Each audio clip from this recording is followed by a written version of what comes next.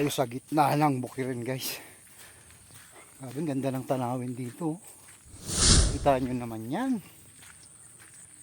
Ito yung hindi ko ma-explain na natutuwa yung puso ko pag nakakita ng mga ganitong. Hindi totoo yan. Grabe. Bola lang yan. Ikot ko kayo. Ang lawak nito.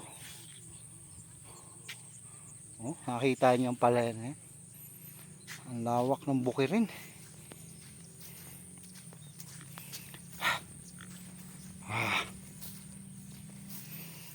Sariwa yung hangin.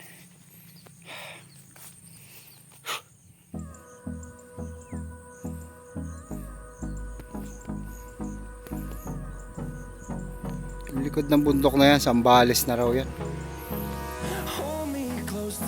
Si Boss Eric. Ta.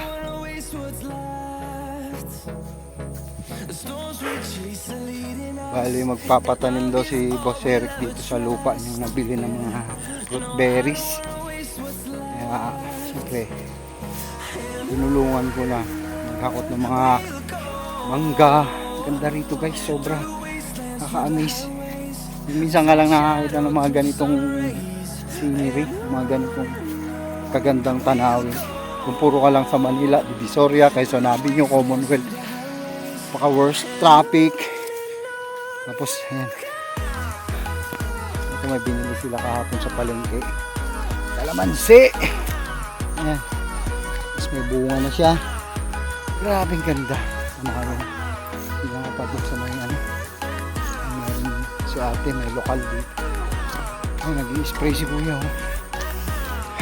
Ganda, sarap. Gusto ko magkaroon ng ganitong lugar. Yung kabilang bundok, Sambales daw yun. Ang kawayan. Akot muna ako guys. Pakita ko lang sa inyo yung harapan ko. Wow!